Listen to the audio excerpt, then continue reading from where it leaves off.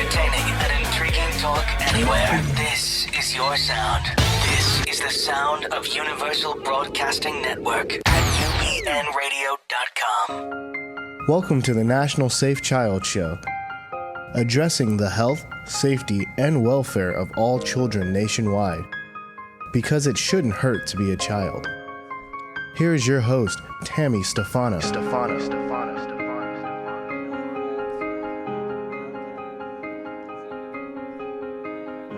folks. Welcome.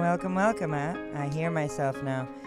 Welcome to the National Safe Child Show. Thank you so much for joining us. We have an incredible show tonight.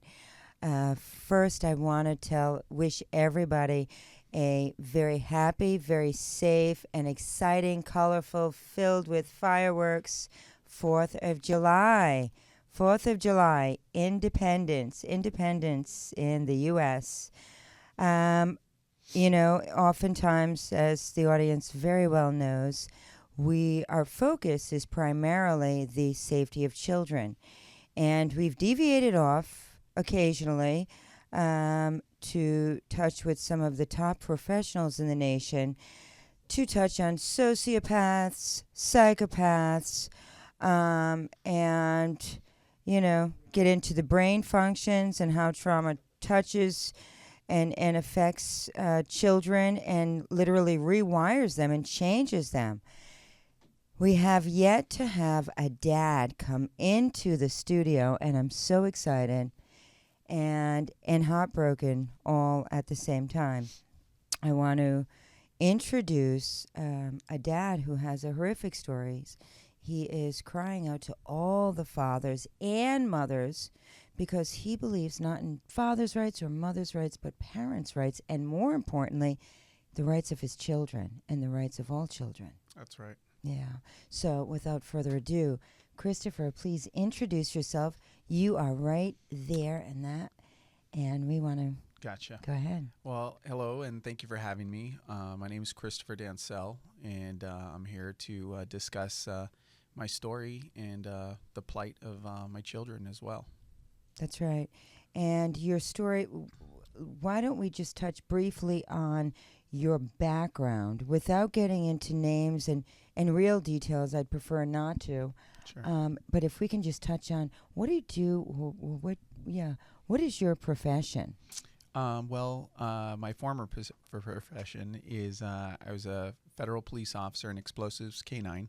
Okay. And that was what I've done for. I graduated the police academy in 2002. So you've been protecting the people. You were also a police officer, and then you went into the federal level, correct? Right, that's correct. So, you took an oath to protect, but now you're looking at a system that you're not getting much protection, nor are your children, it seems. It really seems like zero.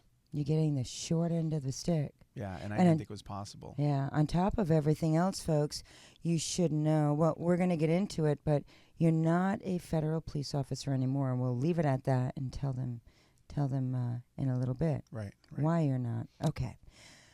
Folks, he is in, dun, dun, dun, the horrific family court system. Orange County. And as we know, recently in Orange County, I don't know if you're following, we have the criminal court judge who just fired all 250 DAs within the Orange County DA office. Why? Collusion. The litigant in a criminal lawsuit, a criminal case, could not get justice. The judge recognized it. God bless him.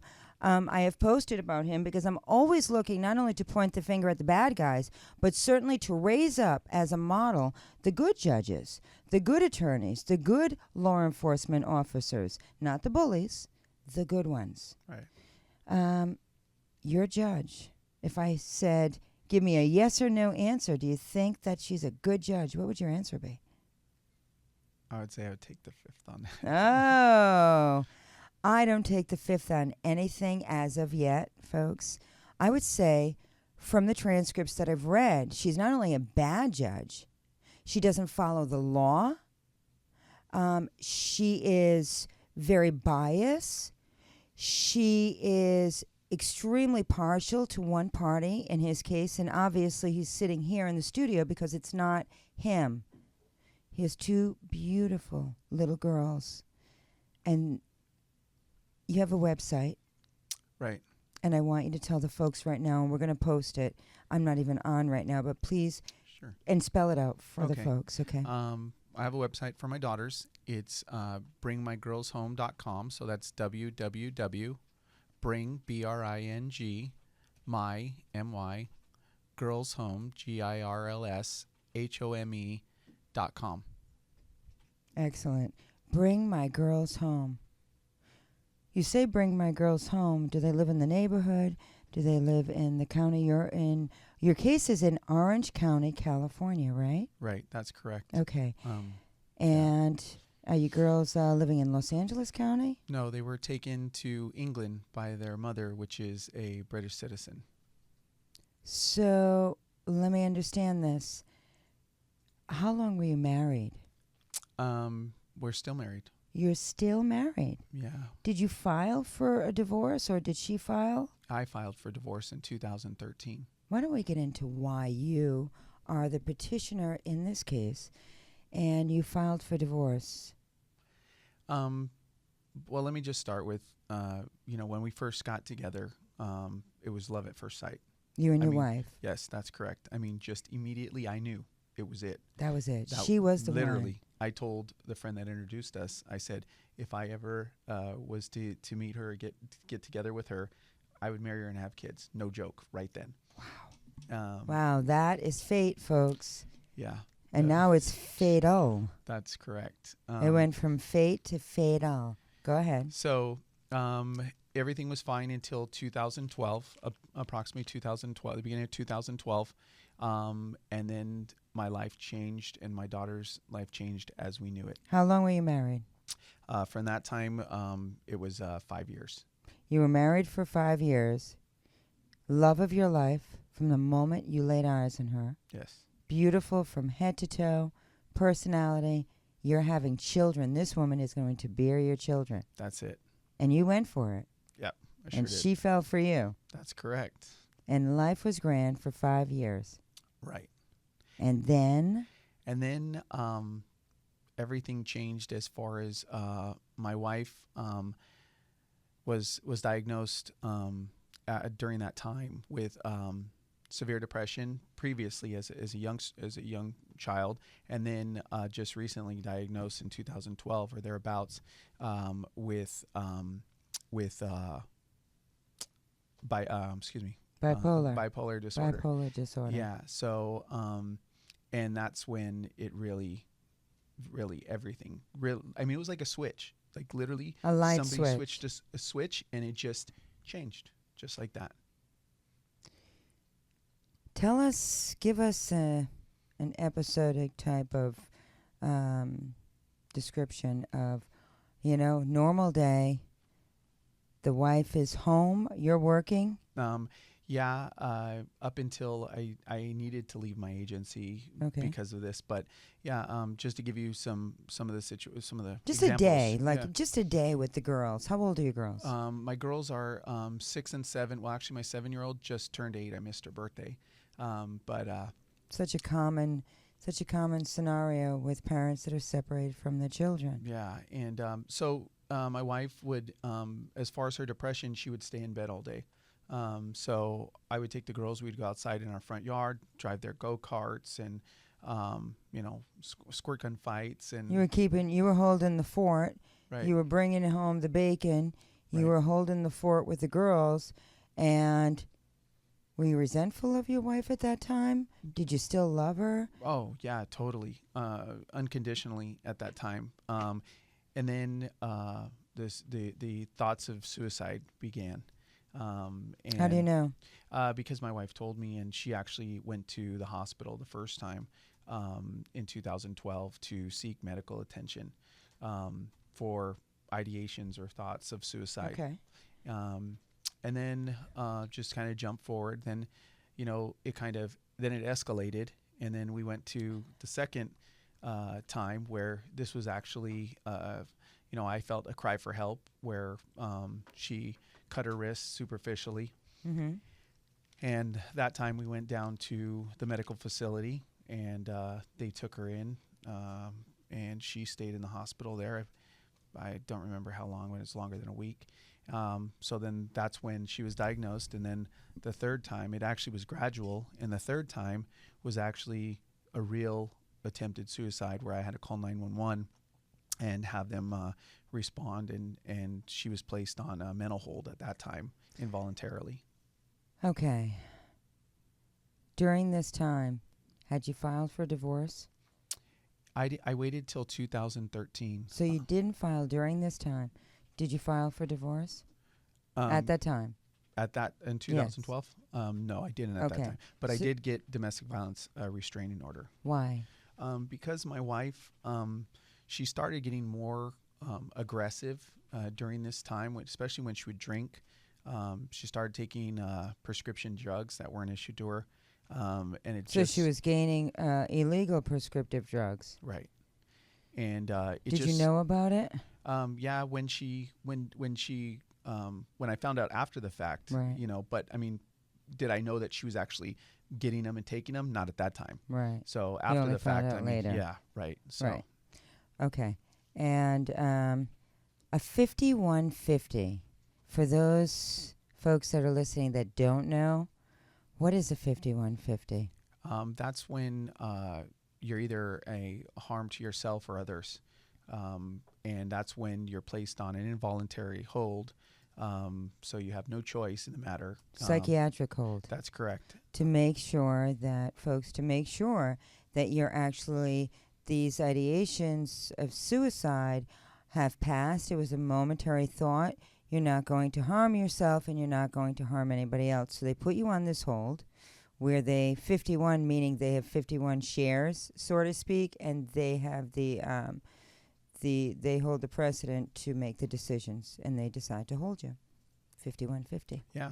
So then I would, during these times, just to let you know, besides the domestic violence restraining orders, but during the times, I was trying to help my wife, and I wanted her to stay on her medication. My daughters and I used to go visit her at the hospital, because, this is my wife needing help. And I wanted to keep our family together. Our girls wanted the family together. And my wife wanted the family together, but it just wasn't something she could do on her own. I understand. When your wife was in these psychiatric facilities and you had a temporary restraining order, did you girls say, "Where's Mom"? Yeah. They did, and that's when I would just tell them that Mom was sick, and that's when we'd go visit her at the hospital. We never, obviously. You took your girls to see their mom. Yeah, most definitely, because she needed them, and I wanted my girls to be able to see my wife or their mom. So, but you had a restraining order. Yeah, but see, at the time, I got the restraining order during the time she was already when she was in there. Sometimes she would get really mad, and she's threatened before to take the girls to England. During those times, she said, well, I'm going to take the girls and I'm going to take them to England, because there was, I didn't go forward with any custody or anything like that. So, you didn't go forward with any custody, meaning you didn't try to take custody away from the girls and the mom. Right, that's correct. However, during the second suicide attempt, the first one where she superficially cut her wrist, that's when things changed for me, as far as I needed to protect the girls and make sure that everything was okay.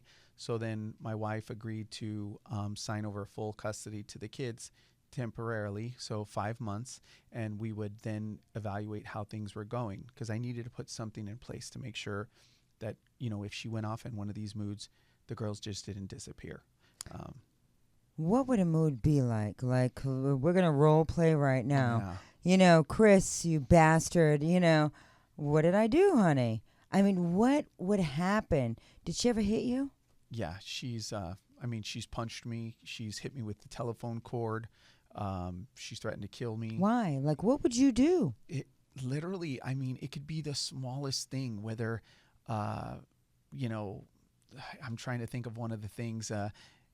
She wanted us, well, when I told her we would break up, and I said this isn't working because she wouldn't stay on her meds. This was the one of the focal points of our issues.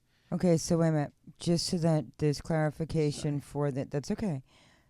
We spoke about prescriptive drugs that she was gaining illegally that you later found out, but you were privy to the fact that she was on legal prescribed drugs in her name that the doctor was prescribing for the bipolar disorder. Correct. That's okay. Exactly, and that's what I'm talking about. Right. As far as her trying to make her stay on her medications that would that keep balance her even. her. Right. Okay. And that's when life was great. I Mood had my wife stabilizer. back. Yeah. And You so had your wife back. That's interesting that you would say that. Meaning when she didn't take her meds. She's somebody I had no clue who this person was. This person would turn into somebody that you didn't know. This isn't the person I fell in love with. This is somebody else that is like a body snatcher. I mean, it's really somebody else you just don't know. You know what? I can't tell you how many times, and anybody who knows me knows, I tell them, watch The Invasion of the Body Snatchers. I'm not kidding you. No, that's what it's like. Right. No. It is like, holy mackerel. And you kind of felt the same way when you walked into the court, thinking that everything was normal. You were going to present. Clearly, you have this woman who you love to date, Right. don't you? Oh, most definitely. Folks, I have to tell you, something that impressed me about Christopher that, just blew my mind was he said, I want you to know I still love my wife. She's still my wife. It's just that this woman right now that has taken the children, that has taken on such a malicious persona, that has lied, that has, what appears to be colluded with different other participants, that's not my wife. Because my wife wouldn't do that. The mother of my children wouldn't do that. She was a beautiful woman. And it just broke my heart, folks, because this is not a man. I've met some dads who are very malicious. They're just like, my wife cheated on me and I just want to, it's my life's determination to screw her. That's not you. You want to hold her. You want to say what happened. I can never get my head wrapped around how she could use our kids for this. That's the part that probably the biggest part for me to cope with, besides not having my daughters every day, is understanding how she could use the kids in this situation. And when I say I love my wife, I love my wife for the wife I used to know. Right. Well, this isn't your wife. Yeah. This is a stranger. Right. But with, and love is, I can't ever, I would never ever get back together with my wife. I understand. So I just, wanted to make that clear. Okay. But yeah, I have empathy for her and I wish I could still help her. But, it's using the kids was so off limits and just, traumatized our kids, put me through, oh my gosh, I can't even, explain it. But yeah, You never said anything bad. I was listening. Mm-hmm. I'm a good listener. You never were malicious, and it's really important that even when you're so hurt and so angry and so crushed, good people just have something in their heart where they're not looking to hurt somebody else. They're just looking to fix a situation that clearly is wrong. right. That's it. And my friends have even told me, well, why don't you say this or say that? And because it's not about that. It's more than that. That doesn't solve anything. No. I really want everything to be better, and most of all, I want my girls to be okay. Okay. Folks, we need to touch on some of the instances that have happened in this case because this judge is off the chart and I'm calling her out. So, I'm sorry. I can't call you honorable because I don't find your actions to be honorable. Her name is Deborah Carrillo, not Italian. Not to put any other nationality down, but I just can't imagine that an Italian woman would act like that. It's insulting. Miss Carrillo has gone far beyond the law. I have looked over these transcripts, 2 of them, 200 pages on one of them, and I think 160 or something thereabouts on the other one. I'm going to read some of the excerpts in these transcripts because when parents talk about unfair treatment within a courtroom, this is the epitome of what we are describing as unjust, unfair, corrupt, a crisis within the family courts. And as we know, and we discuss, and families across the nation contact us and me, this is going on everywhere. We have to, as a nation, understand that there is a right and a privilege and a liberty, and this country was founded on that liberty. And the liberty, one of the liberties that we are entitled to, is to be able to raise our own children. The right to bear arms. And everybody knows I'm anti-violence, but I am not anti-arms. I'm not anti-ability to be able to protect oneself if need be. I would like to say, just to give a super quick recap, when all this came to play, I already had full custody of my daughters for 2.5 years. Why is that? Because my wife ended up signing over full physical and sole custody. She was busy, right? That's correct, with supervised visitation.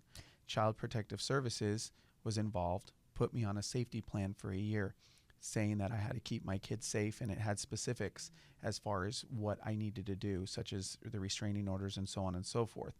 Plus, prior to that, I had 2 domestic violence temporary restraining orders.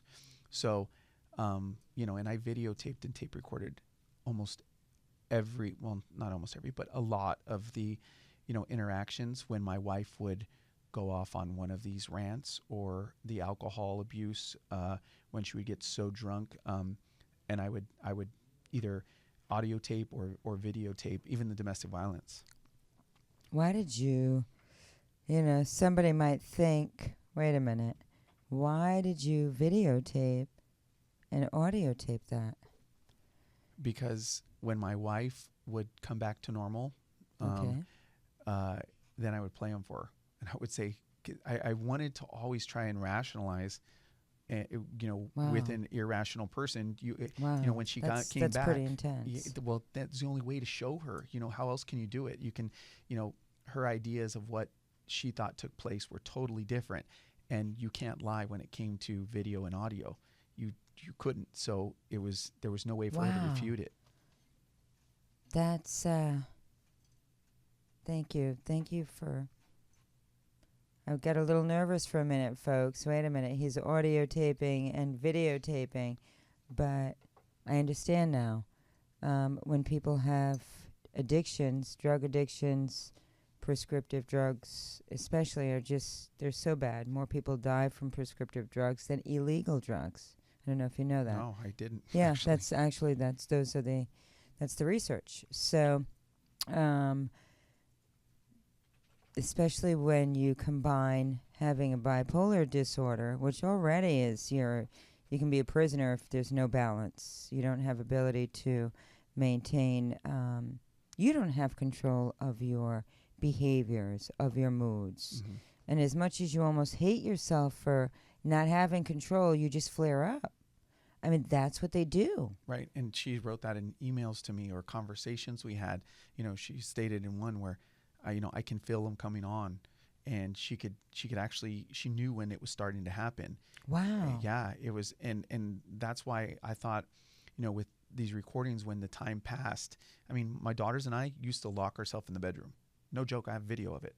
And I even tell her, you've been banging on the door from 9:30 at night to it's midnight now. You've been banging on the door the whole time.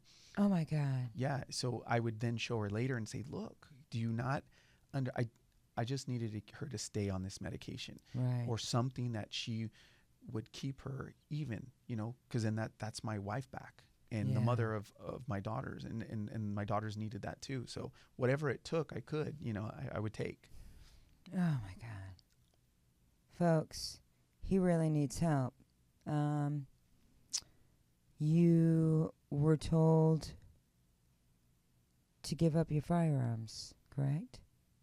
Yes. Yep. I was told to give up my firearms. Miss Carrillo Mhm. told you. And I really thought when I went into court this first time, when we first went in, when I showed all the documentation that my attorney prepared, and like I said, the Child Protective Services and the prior domestic violence temporary restraining orders, and all that documentation to substantiate Right. what has taken place. I thought, okay, because my previous judge, she knew the situation, and she even stated that in open court my last time I was there, and was Okay. working with us. So when I found out I had a new judge, I said, okay, well, at least this judge will see and look at everything, and it's going to be, this is all going to be fixed. Okay. Yeah, it turned into hell on earth, really. You had full custody, and then custody was taken away from you? Just like that, my girls disappeared out of my life, and I was the primary caretaker of my girls. They knew me to be that one stable person that was always there for them, I was always with them.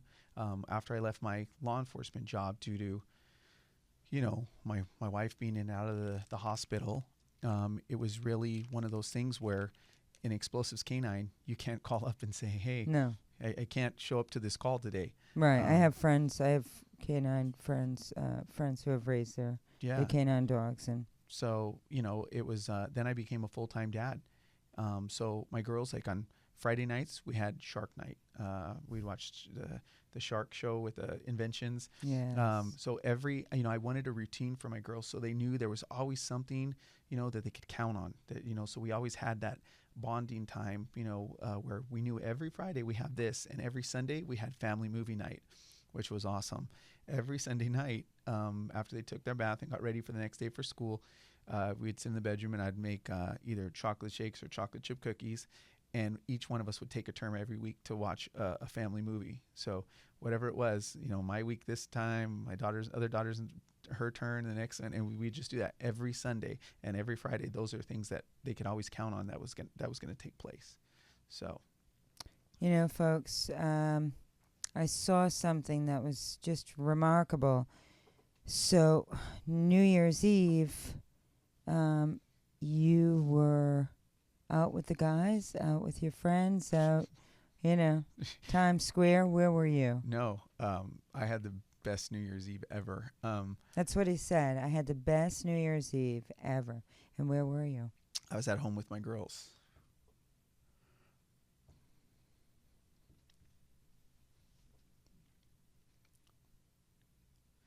Folks, people don't understand what this can do to a person, but if you have been there, you know what it does, because it literally reaches inside of your throat and it rips your heart out.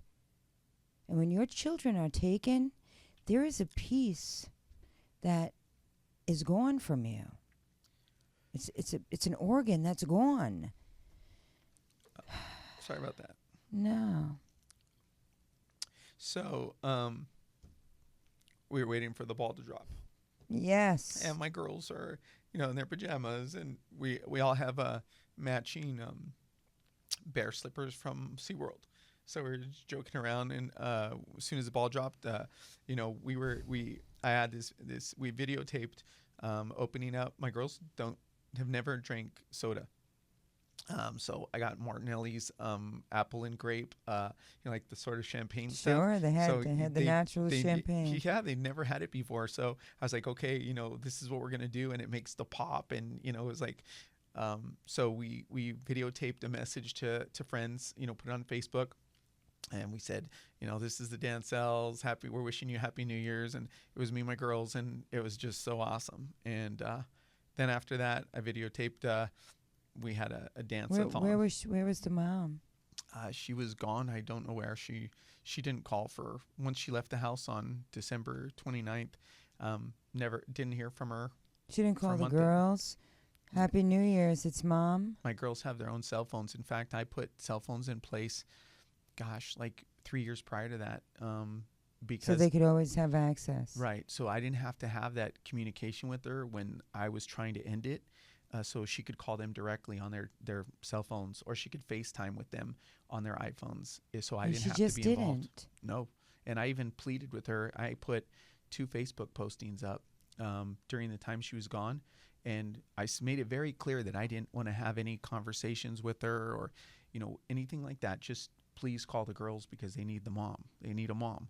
And 2 weeks went by, no response. She didn't call the girls, text them, nothing. And then 2 weeks again, and I put up another one. I was like, come on. They've done nothing wrong here, and they deserve for you to be there for them. No call again, nothing.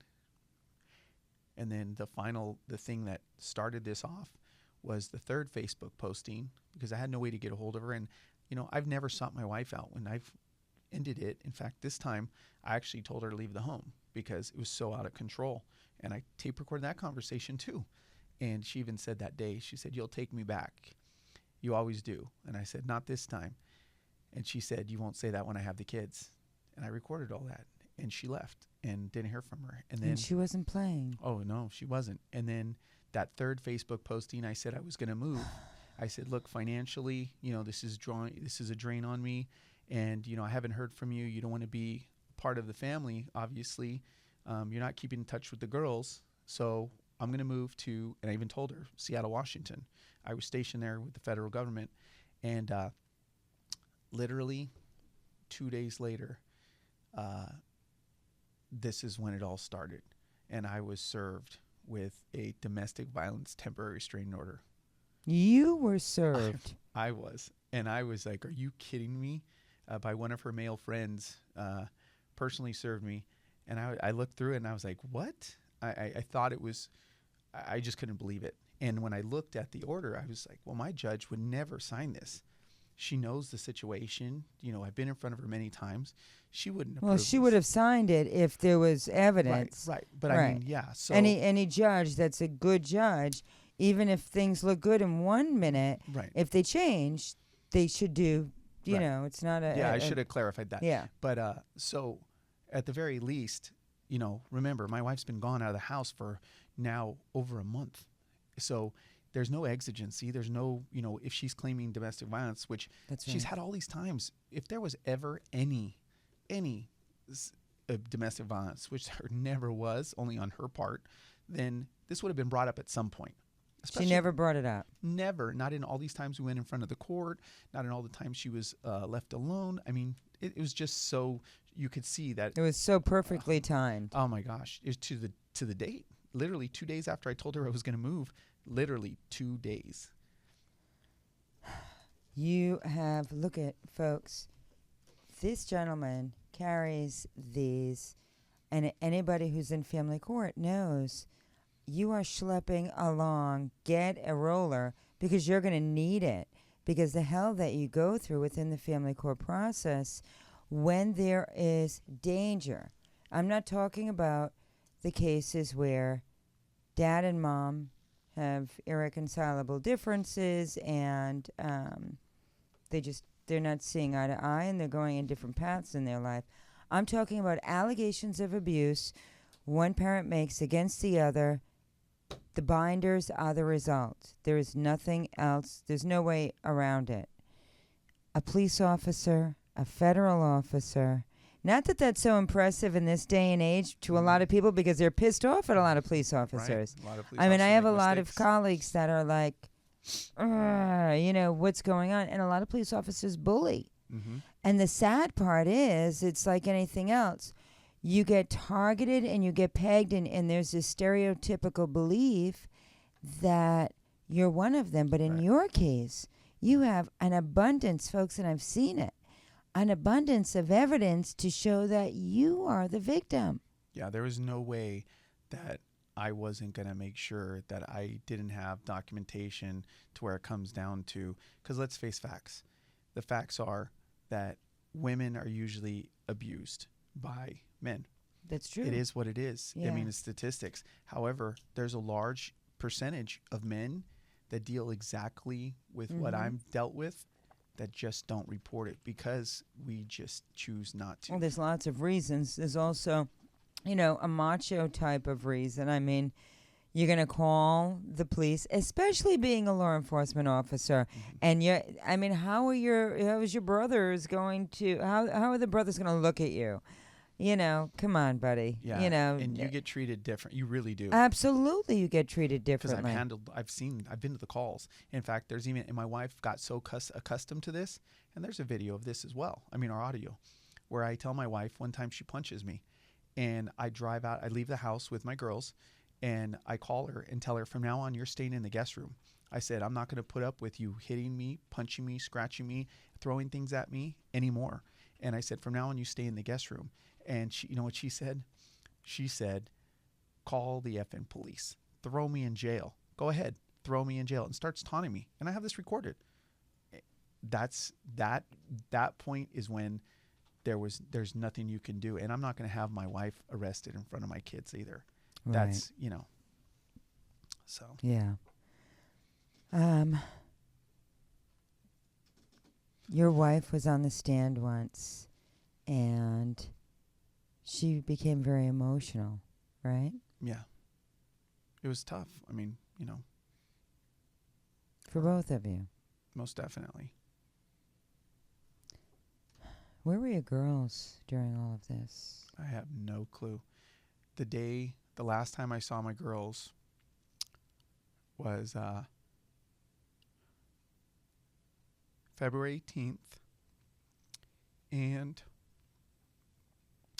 Sergeant with Orange County Sheriff's, once I told him what was going on, I said, sir, they wanted to take my kids right then. I said, sir, please vet my information, vet the suicide attempts, vet everything I'm talking to you about, but my girls can't go. And so he vetted it, made sure it was all clear what I was telling him, at least the parts we discussed, Right. and allowed me time to hire an attorney immediately and go into court in objection of this domestic violence restraining order, because it was just so fake. Right. And when I went into court that day, I really expected it to go away, to be fixed and say, Right. hey, this isn't true. And the judge said, she didn't look at my papers. She just put on there, the wife has a hearing in 2 weeks. And basically, I had to turn over my kids right then. So my girls grabbed my legs.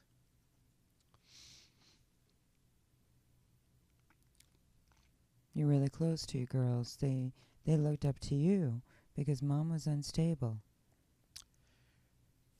They grabbed my legs. And it's not that they don't love their mom. Of course. It's just... You're the safety net. Right. And the last thing I told them is I said, because I always keep my word to my girls, no matter what. Yeah. And they grabbed my leg and I said, don't worry, Daddy's going to fix this. And I thought when I went into court, it was going to be fixed. Wasn't fixed. I haven't seen him since then. That was February 18th. That was the last time. I'm so sorry. I haven't even talked to him since then. Why haven't you talked to them? Because the judge said that you couldn't. Right. She For said how long? 5 years. The judge in Orange County, Deborah Carrillo, said that this father, every father that's listening or that downloads and listens later will be posting this on YouTube. You need to reach out to this dad and every mother, because if, I'm telling you, moms, he is suffering and feeling the pain just like you. This has to stop. This nonsense has to stop. 5 years that you cannot speak with your children, that you can't hold your children. You can't keep them safe. You don't know where they are. There's all these times, as at these ages, this is a pivotal time. These are things that I'm never going to be able to experience with them ever again. It's lost. It's time stolen, basically. So not only are they robbed of a father for no reason other than vengeance, and, I'm robbed of my daughters growing up. And every little thing, every day was something different. And being a parent, other parents out there, they'll understand that these are, how those times are where your child learns how to do this or that, or, maybe their tooth falls out, or once it's gone, it's gone. Or placing that money under the pillow, you don't get that again. I mean, that one moment is gone. So You have 5 months worth of memories that have been stolen already. that's right. You're in appellate court? Right. Once the judge made this horrendous ruling, I don't even believe it, because this is not something that family court is supposed to do. So regardless, I want to touch on that because the folks don't understand. I'm trying to get to a couple of spots while I'm listening, and I'm sorry. No, don't be sorry. My heart's broken for you, and I'm really feeling quite emotional myself right now. Okay. Your wife went into Orange County before Judge Carrillo on an ex parte basis. She Right. filed for an ex parte. Right. Did you go to court that day? No, and we're referring to the time after we had the trial, and the judge made the order that I would not see Right. my kids for 5 years. Right. Literally 2 weeks after the judge made that order, 2 weeks, my wife applied for passports for our children. 2 weeks after she made the order for the restraining order? Correct. 2 weeks she went and applied for passports. I found this out later, obviously. Then 2 weeks after that, so 1 month after this order was made, my wife goes into court, ex parte, without notifying me, and they've admitted that they didn't. All right, so I want to talk about Oh. that for a minute. Okay, so she goes into court, files the next party. Were you in court that day? No, Why not? I wasn't given notice that they were going into court. You didn't know that there was a hearing happening. Not a clue. And they had Were you once again- represented? Not at that time. Okay, you were improper. Correct. Okay. You weren't given notice. Was your wife represented? Yes. Who represented her? Patricia Sear, the same person that represented her during the other case, with the University California Irvine Okay. Domestic Violence Project. So the domestic violence project helped her with a custody case? Right. But they had but- like 4 attorneys in there. Two her as an attorney, the main attorney. Then they had another attorney, which was a law student, and then they had 2 other. They had like an army in there when we went into court, even the first time. Okay, but she had the restraining order. Mm-hmm. So the domestic violence project is funded by the federal government, and they are obligated to perform certain actions for litigants who, in fact, need help.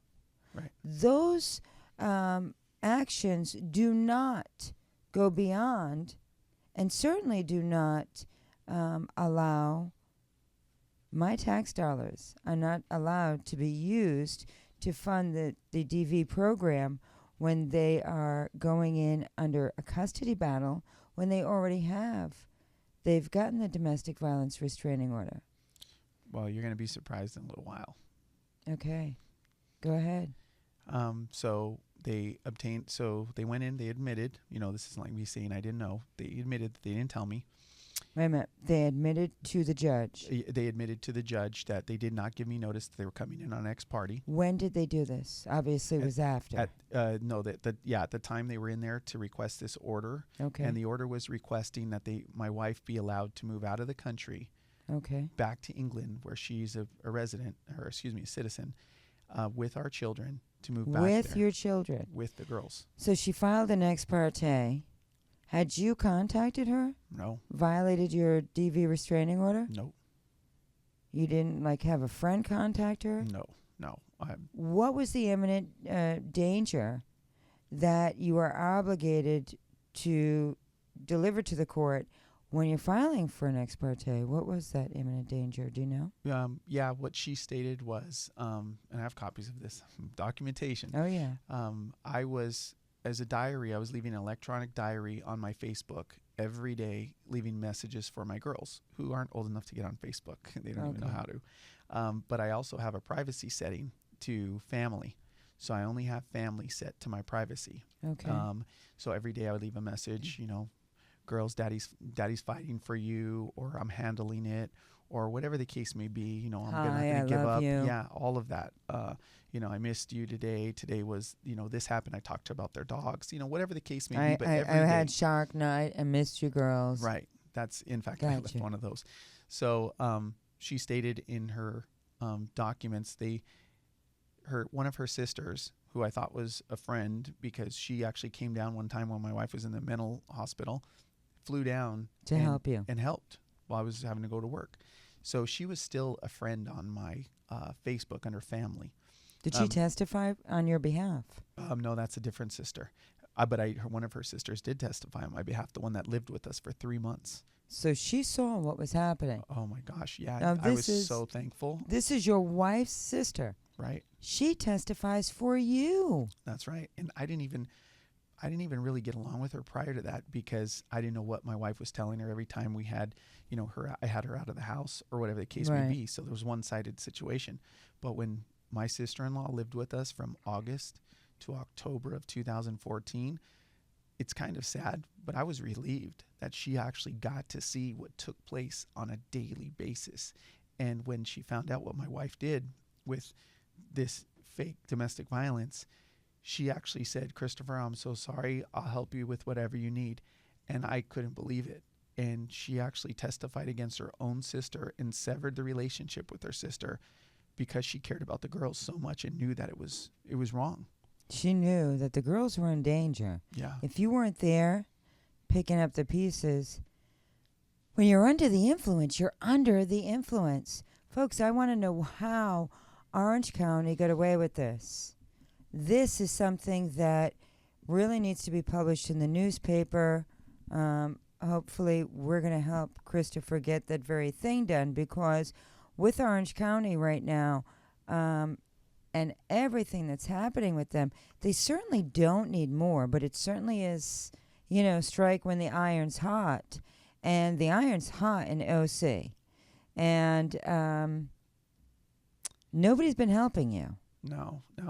And what she, as I kind of went off When on you a tangent. but when you had the DV, I'm sorry to interrupt. When you had the DV for these bogus, you know, Facebook to your children. Under privacy setting for family only. So her sister, one of her sisters that I said was referring to, went and took that and gave it to my wife. I wasn't saying, you know, "Hey babe, let's work this out." I wasn't sending messages to her. This was specifically for my children. And, you know, when it came back, then later these would be the message. It was just a diary. Well, and that's what Facebook is doing now. Facebook has that program. John probably knows the name of it because he's so savvy. Where even people that died, for example, my aunt, right? Yes. My aunt passed away. Well, we can look at everything that she wrote.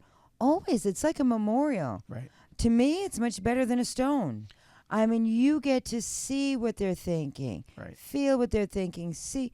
I mean, what if something happened to you? I even leave videos for my girls. I even would do videos. So I wanted my girls to know that day, as opposed to just telling them, "Oh yeah, you know, I felt like this back then." This, they can see on a daily basis that I made the effort every day to say, "This is what I felt," or "This is how much I miss you," or whatever the case. Anything that changed in my life feeling. that day. I mean, you did not have a day. You told me that you didn't go through sheer ripping out of your heart, loneliness, wonder. I'm sorry. I don't want to. I need the folks to really understand what it's like when children and parents, safe parents, folks. She did the drugs. He held the fort down. And by the way, he never kept the children from their mom, even when she was in the hospital.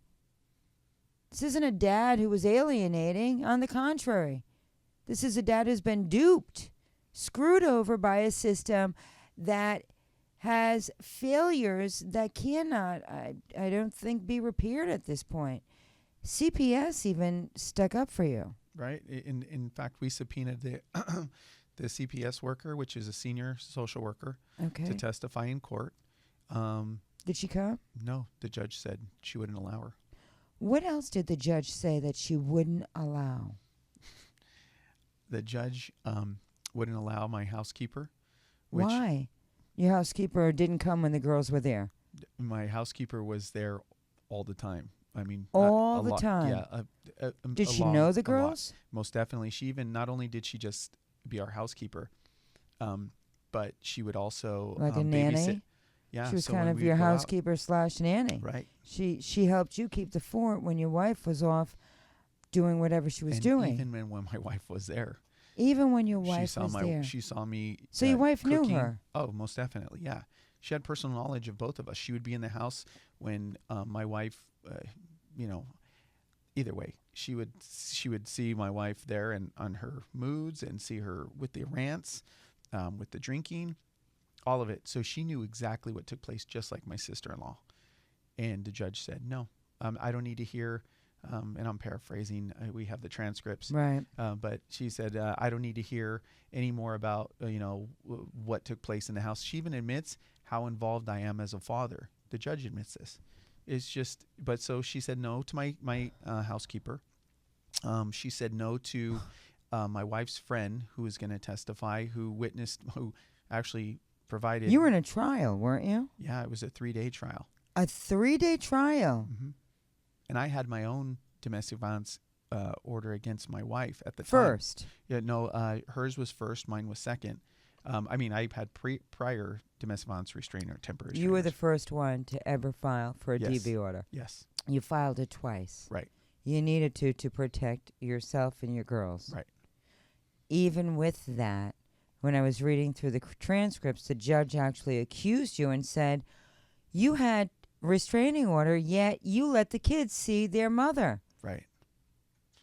Folks, he was trying to be kind. And what happened to his kindness? It was taken way out of context. Yes, he was trying to do the right thing. Yes, there is a gray area, okay? These are families and human beings. This is not a piece of paper. This is not a form that you fill out. And it really has to be dealt with. There's no one size fits all. Right. And legally also, I just want to note, legally, I couldn't even be charged with violating the restrainer myself. So it allows me that ability to allow my wife to see the children or.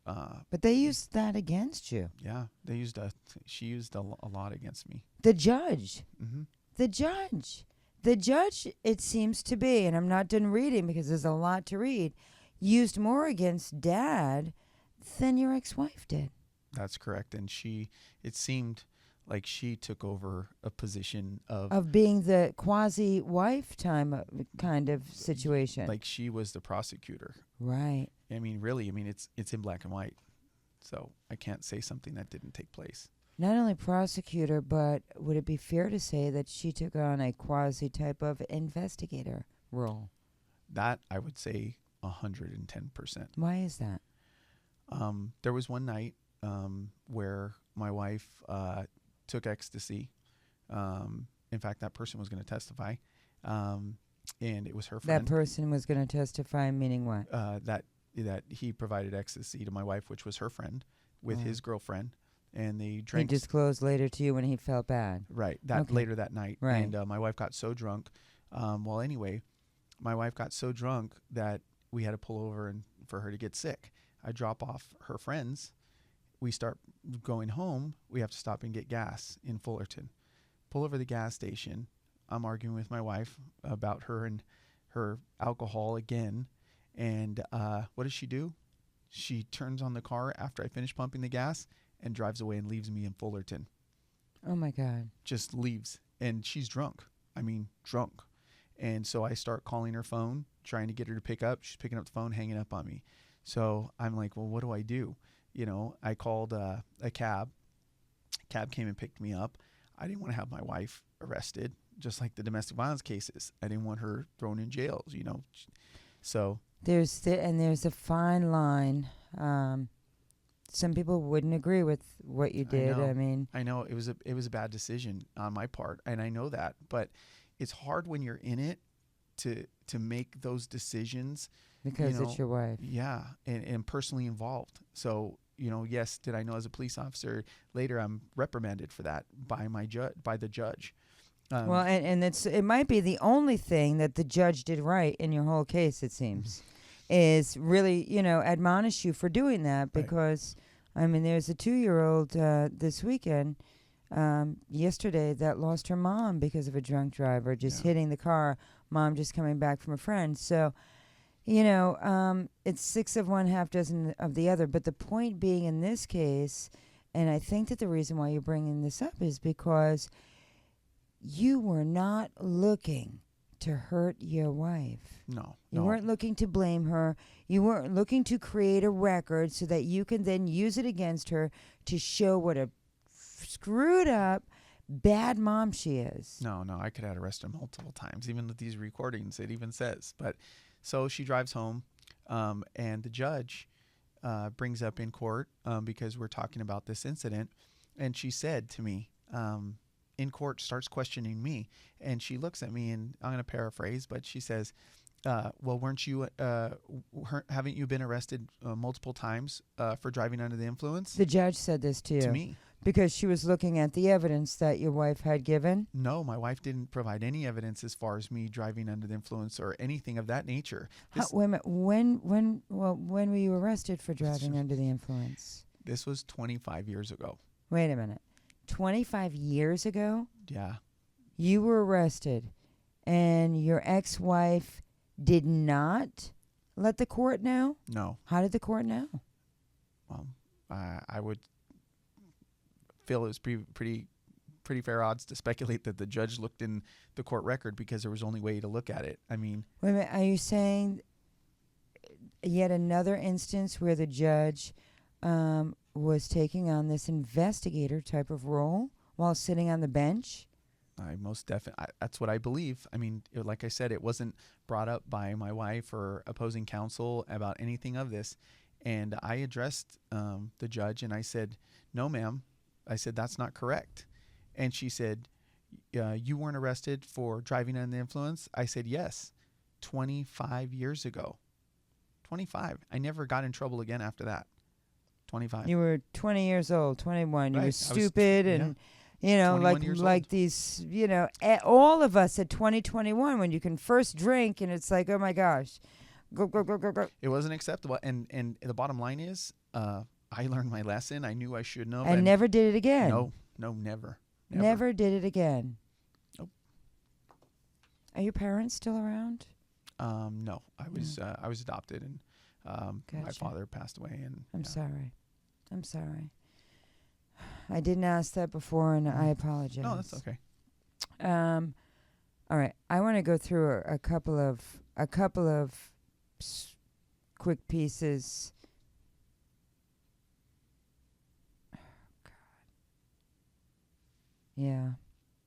I know. Lisa is listening to us right now, and she has a dad that has a real bad situation and has been duped by his horrific judge as well. A judge that we really need to get off of the bench. Anyway, okay. Folks, for everybody that's listening, especially the judicial officers that I know tend to listen to my show, I love good judges, and I am grateful for good judges, and we need them. We need them because chaos happens outside of the system, and without that, where would the people be with so many different, ethnicities and dynamics and beliefs and morals and religions? But when bad judges come in and they have, you lost your job not because you weren't doing great, because they were doing nothing but promoting you. In fact, you lost your job because the judge decided that, I don't really like the Facebook postings of you speaking to your girls like that, and it's not really sitting well with me. And as a matter of fact, I've done my own investigation of you, and I really don't give a damn if it's 25 years ago or when you were in your mother's womb, because I've made a decision. I don't like you, and you can come into this courtroom, which it seems to be she feels is hers, which it's not. It's actually more mine than it is hers. And it's more yours because she is elected. And she said, doesn't really matter if it causes you to lose your job, lose your profession, lose your career, lose your home, lose your income, because I'm going to take it all anyway, because I've decided. And I have the black robe, and I have the power. And just like that, my life was turned upside down. You know, No more firearms, no more position, right? No more working any of the jobs I was working at the time, because I left law enforcement during this situation with my wife because of the time I had to take off work and so on and so forth. But I was still continuing to work off duty. We call it off duty, even though you're not an officer anymore. So I carry a concealed weapon. We do celebrity executive protection, so on. Jobs here and there. So yeah, once she took that ability, that crippled me, and my wife knew this at the time. It was all very clear and calculated, and yeah. So everything. Not only was I stripped of my children, which is the worst part, but then my ability to maintain an income, and when this all gets corrected, to have my girls walk back into the home that they had, they were used to, with everything set up for them, and everything's been taken, everything.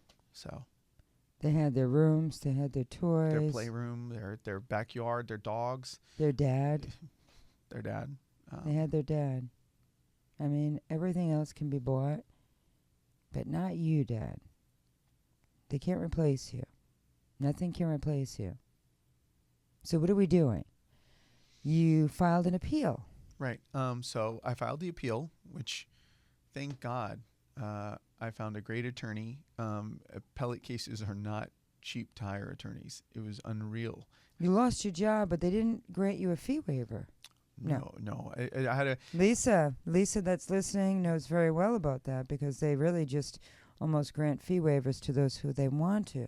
And it's very sad sometimes. Well, the fee waiver for the documents, I was able to get for documents, but when it came to an attorney, you don't get, unless you... Well, they have the appellate project, yeah. Yeah, that it's funny because as a male, like even the domestic violence clinic of Orange County Legal Aid Society, they refused to help me, and this is domestic violence. And they refused to help you, and you had evidence of DV. Most definitely. And I believe, and once again, I'm speculating, but I believe it was because the 2 prior domestic violence temporary restraining orders I didn't follow through with.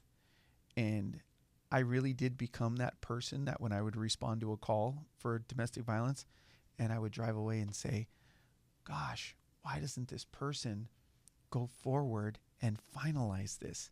And, I had an epiphany recently. I mean, I seriously said, oh my gosh, you're that person. That's you.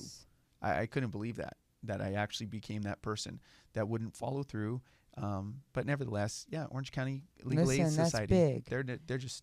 What you just said is major, because it happens every day and people lose their lives. Well, I made a public apology to... there's this on Facebook. There's a domestic violence. There's a few of them, but there's a domestic violence group. Yes. Majority, I think, are all women, actually. And I asked for it to be invited, and they granted it. And then once I was accepted into the group, I actually made a public apology to all of them the first day I was accepted, because I told them, I apologized, because when I would drive away and think, why didn't they follow through, the people that I would respond to the call for, why wouldn't they follow through? And I told them that I realized I was that same person, and I apologized for even thinking why they didn't go forward, because now I realize that I was that person as well. What happens? What happens that you don't follow through? Is it just because you think it's not going to happen again? You either, number one, I rationalize with it. I'm not a tiny guy. I mean, I'm 5'11", 183 pounds. Yeah. So I say, well, she's not coming at me with a knife. She's not using a gun. She's not creating great bodily injury. So it's sort of acceptable. Is it really that big of a deal? So that's how I rationalize. And then when I thought about that recently, I was like, here you are. You're rationalizing for the reason not doing anything. You're making it okay. Yeah, and this is what it is. It's not okay. And I can't believe I'm that person now. I mean, I was. Listen, every mom out there, when they're speaking, they say, I can't believe that I stayed with him. I don't know why. I don't know what happened, but I believed him when he said, I'm so sorry. I'll never do it again. I don't know what came over me. And you felt, you experienced that very same thing. That is totally it. This you hear the apologies after, like I have on the video. Right. I'm sorry for throwing the bowl and hitting me in the back. I'm sorry. And then you accept it and you say, okay, it's not going to happen again. And then it happens again. And you start all over. And that's exactly what it is. So, folks, you know, I'm on a team for the MPEIV, the National Partnership to End Interpersonal Violence, and have been for a couple of years. You know, interpersonal violence has become so rampant that it has become accepted. And the only way to make a change is to stop the violence. It is not okay to put your hands on somebody, even if you're angry, even if you are utterly pissed off.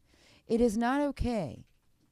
And people have to find some other methods because it has become acceptable. Oh, it's just a slap. You know, you're still walking. It's not like I stabbed you, shot you, took your leg. It's not like, you know, grow up, wipe your nose and move on. Pull up your big boy pants type of deal, right? well, let me reinforce this. In court, I go to the judge, and my attorney, I believe, asked to play the video of my wife throwing the bowl at me and hitting me, committing domestic violence. Okay. Because remember, she's saying that this has been me and so on and so forth, yet all the history shows it's her. So we even try to submit the video to show her apologizing after she throws this bowl at me and so on and so forth. And the judge, and we say that, and the judge in open court, on the record, says, well, she apologized, didn't she? I was like, are you kidding? I was not. I couldn't believe it. You commit domestic violence, and because she apologized, that now, okay, makes it okay. I wonder if Miss Carrillo was, if she has some violent tendencies, and her husband perhaps, you know, had to file a restraining order against her. Who knows? We are just about out of time. We didn't get a lot of chance to do a lot that we needed to do. I'm trying to brainstorm right now because there's so much that really has to be covered. But I didn't want to stop you because if I could ask you, you know, to say something to your children, if you can. I mean, if your children were right here, say they were right here, and just tugging onto your leg like they were doing. Right now, when you had 5 more minutes, 2 more minutes with them, what would you say to them? What are their names? Can you say their first names? My oldest is Tessa, Oh my God, it's beautiful. and my youngest is Farron.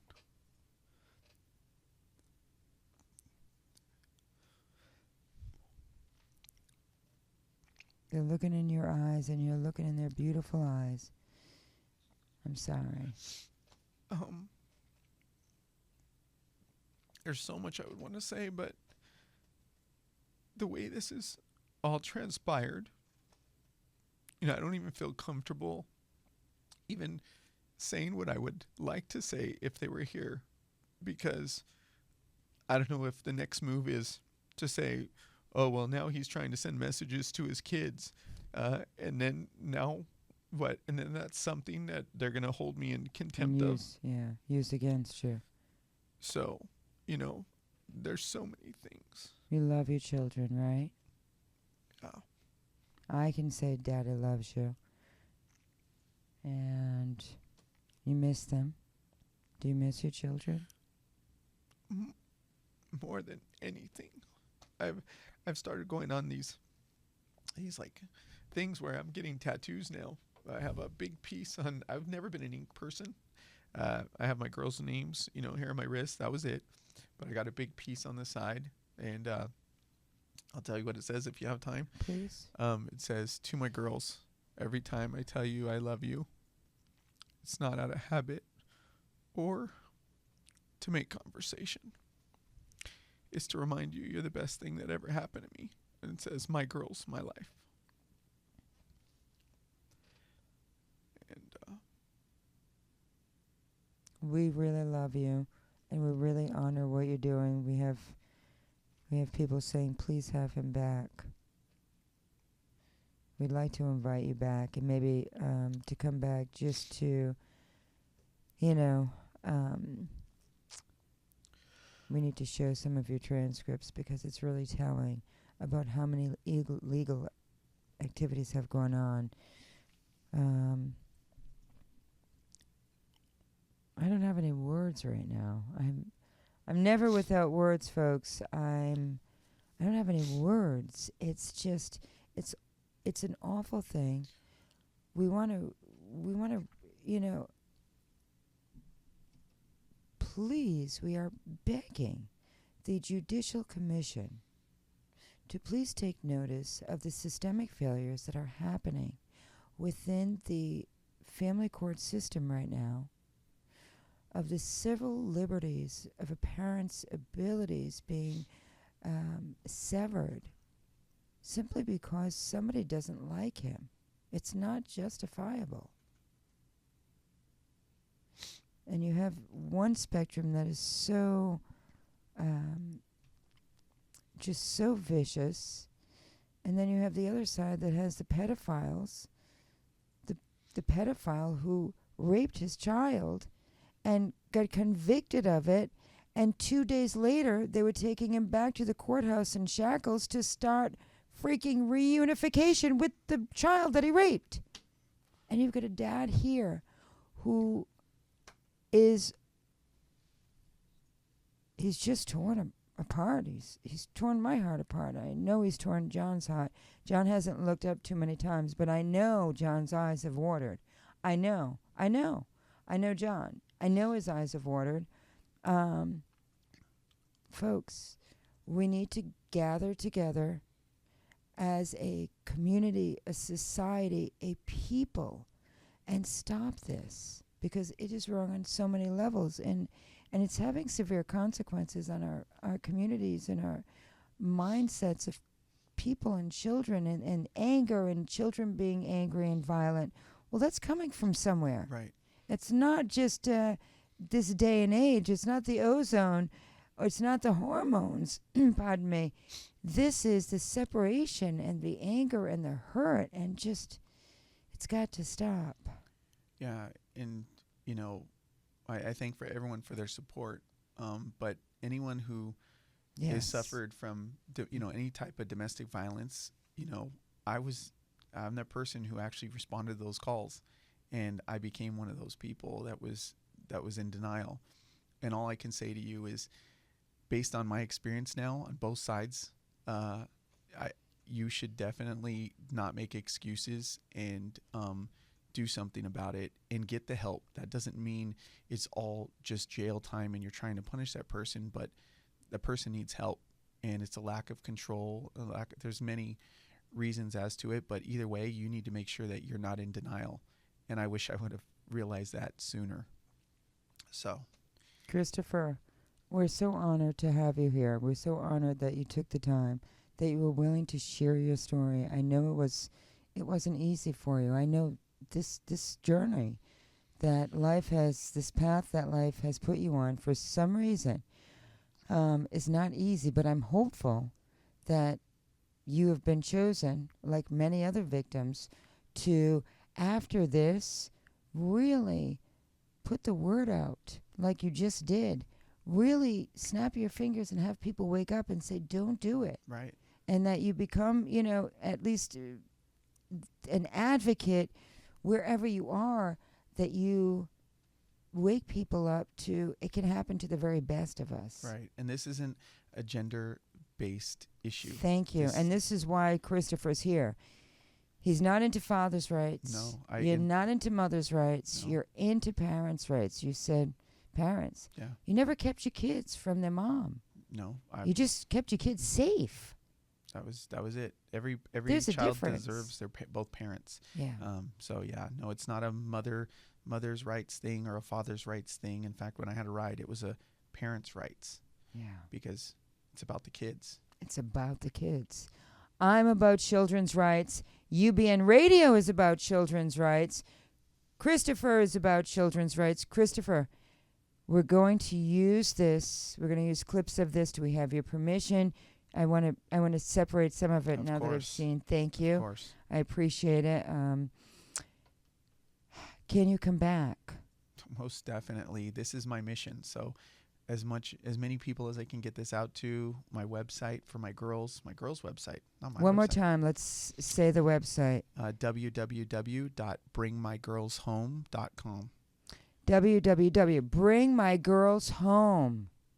Not separate my girls from their mom. Bring them home. We love you, UBN.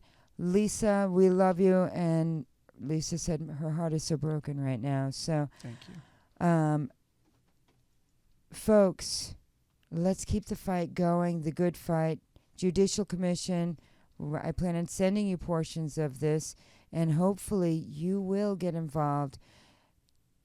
Judge Carrillo, shame on you. We plan to expose you, and we will be reading these transcripts. And how dare you, ma'am? How dare you? Thank you, folks. Have a safe 4th of July. Thank you, Chris. Thank you so much. We love you. God bless. Take care. Thank you, John. Thank you for listening to the National Safe Child Show on UBN Radio.